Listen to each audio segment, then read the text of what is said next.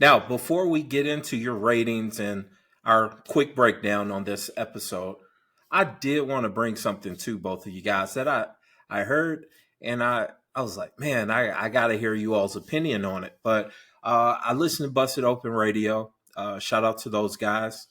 It's always pretty entertaining for me, you know. Mhm. But I heard Bubba Ray Dudley say something that I thought was poignant, maybe not accurate by some opinion, but accurate on others. I want to know your opinion, but Bubba, to sum it up, Bubba Ray Dudley said throughout this time or these modern times of wrestling, the little thing that made pro wrestling special, somehow pro wrestling has lost that. And he didn't go into full detail or give full context of his opinions or examples of such.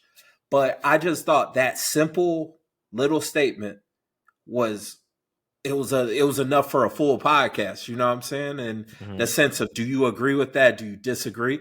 But let's go ahead and just get into it, Greg. Like, what's your opinion of it? Do you agree with Bubba Ray Dudley? I mean, it depends on what he's talking about as far as it lost, right? I don't know that it's lost it, but it's changed. And I think the other problem is we get so wrapped up into the IWC because we're a part of it. That's where it's lost it. That's where we overanalyze everything. But it's not just IWC. It's the Star Wars universe. It's the Game of Thrones universe. It's all these other universes that they just rip. Like, let's use Star Wars. I love the Star Wars. They rip the last 3 movies. Yes. But the new generation doesn't. The new kids don't. That's theirs. It's the people who are ripping it are the ones from the original 3, episode 4, 5, and 6. And that's what wrestling is. It's the same thing. It's those who came from the 80s, ripped the 90s, ripped the Attitude Era. Those who came into the Attitude Era, ripped today. They want to know everything. I mean, I know we're going to talk about AAA, but think about the whole R-Truth thing. Is it a work? Is it not? I don't care. Right. I don't care. Man, that's the same thing I was saying. I was like, the fact that Triple H sat there and said, "Are you enjoying the show? Okay, good." And people go, "Oh, he lied to us." No, he didn't. He just didn't answer the question. And I don't being care. A professional wrestler. 100%. I'm like, the thing is, I think the leader of a pro wrestling company. Right. Pro wrestling hasn't lost the magic. The fans have.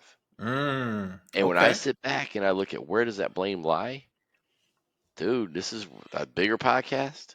I look right at a Meltzer. I look right at a PW Torch. I look right at a ProWrestling.net. I look at all those guys who, oh, you got to know behind the scenes. You got to know behind the scenes. How about we just don't do that? Because now the behind the scenes becomes bigger than the in front of us. Okay. I like your opinions on that, and I agree. Can I give an example? Yeah, please. Where old school pro wrestling works? Yeah. Monday night, we saw Jey Uso lose. We saw fans engaged, and Bubba Ray talked about this too, though. But we saw fans engaged in 2 guys exchanging sleepers. Yeah, in the last like 4 or 5 minutes. When there's no flippity floppy, there's no 100 super kicks, there's not all these little things happening. And I'm not downing that, but I'm saying there's a psychology there that still works today if done correctly. Yeah. And it sucks people in. And there's a reason why your biggest money makers and your biggest draws are the ones who are not doing the craziest stuff. And it's always been that way. It will always be that way. And it just is what it is. There's a reason why WWE does what they do, and AEW does what they do, and TNA does what they do. They all have different niches. Right. And there's a reason why Roman could sit on top for so long and not the psychology he had. Look at Gunther, the psychology he has. Right. And Jey Uso transitioned away from 1700 super kicks and turned into a different type of wrestler, a main event wrestler. And I think the magic's still there if done correctly. All right. So Adelie, let's talk about it. I want your opinion. What is the little thing that Bubba's talking about? I think that little thing is something that I think we've held on to. Mm. And it's going to sound simple, but it really is what it is. It's the ability to suspend disbelief. And it sounds so arcane, so it's obvious. You're watching pro wrestling. Why wouldn't you do that? Right. But so many times, to Greg's point, we get caught up in you're watching a match and you can't stop thinking like, oh, they're going through a contract, they're on a contract year, or oh, they're in a real backstage fight with management, or oh, they're I don't know if this push is going anywhere. And sometimes I'm like, I'm still prone to that. I mean, look, we're in this, we talk about it, and we try not to get in too much into that. And look, as much as WWE is trying to play that card, trying to bring it back to the unknowns, they still play into it, right? They're playing a version of kayfabe in those press conferences. It's a little awkward sometimes that I still don't know what that's supposed to be. Right. And if you think about it, who did they end up doing that from? It's when AEW started doing that. They weren't doing it before that. It was a direct response to because they saw that they had some value in it, right?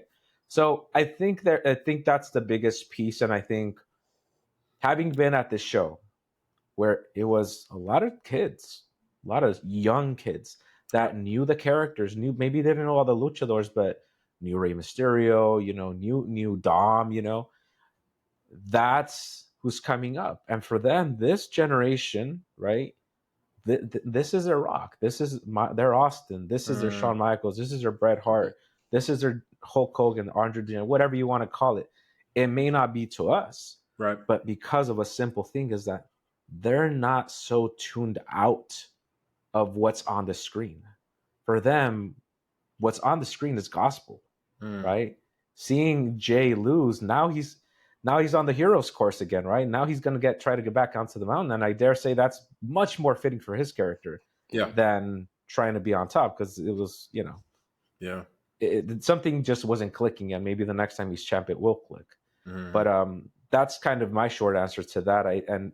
And again, we could wax poetic about whatever that means, right? Is the business overexposed? Are we ever gonna, is the genie out of the bottle? We're never gonna get it back in. It could be a lot, but for me, at its core, it's just that. Can you sit a wrestling show and enjoy the show for what it is? Those are good points. So let me throw something out. People say kayfabe is dead.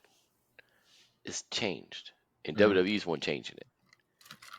They are now playing you in a way behind the scenes that you don't even know you're being played. And it's masterful.